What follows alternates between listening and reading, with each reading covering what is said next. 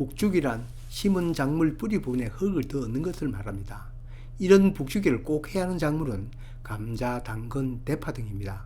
감자는 덩잎줄기이니 줄기를 묻어야 그 속에서 감자가 열리고, 대파는 땅에 묻힌 흰 부분이 많아야 먹는 부분도 많습니다. 당근도 땅 속에 묻혀야 선홍색이 선명합니다. 앞에 소개한 이 작물들은 이러한 목적에서 옛날부터 북주기를 해왔지만, 다른 작물은 그러한 목적으로 북주기를 하는 건 아닙니다.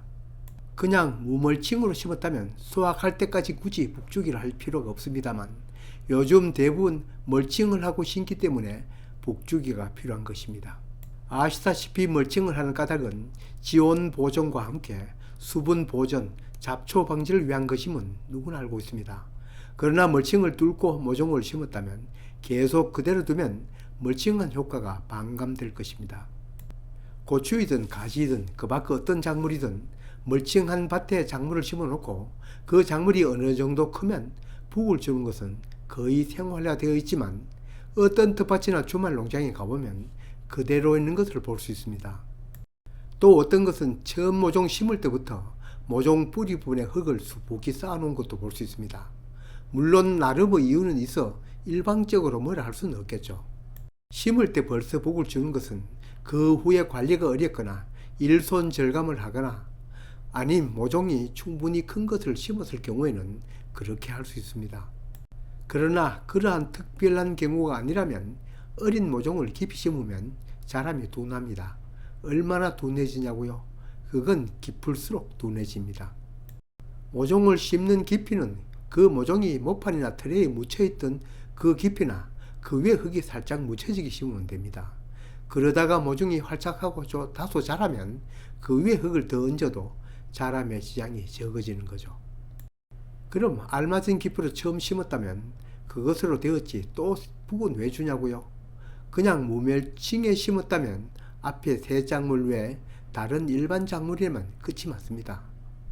그러나 이렇게 구멍이 뻥 뚫린 채 그대로 두면 그 구멍 사이로 잡초도 고기를 내밀 것이고, 찢어진 비닐과 흙과의 사이가 벌어질수록 수분 증발이 생겨 정작 모종이 있는 곳은 멀칭 효과가 없습니다.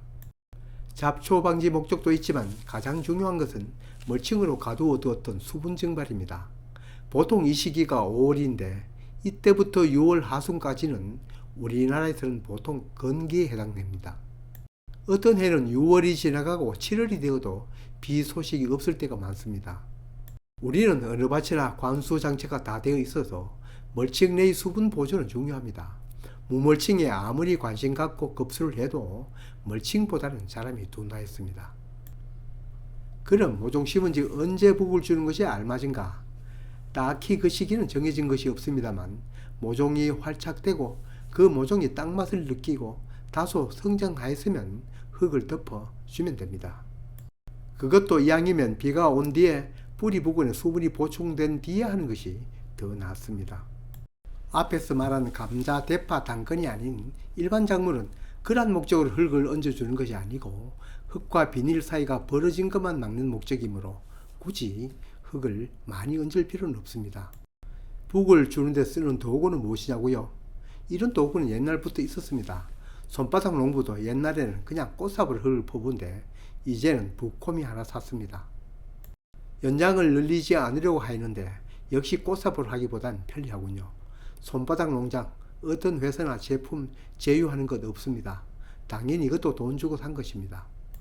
앞에서 얘기한 감자, 대파, 당근 등을 제외하고 멀칭 구멍 뚫은 자리에서 잡초 올라오고 수분 증발을 막기 위한 북주기는 굳이 흙을 수북히 떠얹기보다는 그냥 찢어진 멀칭만 듬는다는 목적으로 하면 됩니다.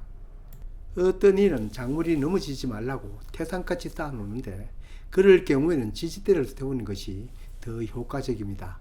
아무리 자란 작물이어도 너무 묻히면 자라면 좋지 않습니다.